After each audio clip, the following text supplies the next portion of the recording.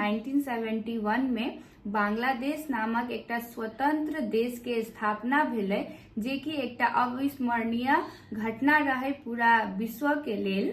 आ ई देश के स्थापना मात्र अपन मातृभाषा मातृलिपि के बचाव के लेल भेलै। तत्कालीन पाकिस्तानी सरकार जे रहथिन से उर्दू भाषा के जे छै से थोपक चाहलखिन बंगाली भाषा भाषी सब पर, जेकर विरोध ढाका यूनिवर्सिटी के स्टूडेंट सब लगायत जनता सब केलखिन आ एकटा स्वतंत्र देश के बांग्लादेश के जे छै से स्थापना भेलै। एकर परिणाम स्वरूप मातृभाषा के आ लिपि के स्नेह प्रेम आ त्याग देख कऽ संयुक्त राष्ट्र संघ यूनेस्को 1999 21 फरवरी के विश्व मातृभाषा दिवस के रूप में घोषित केलखिन।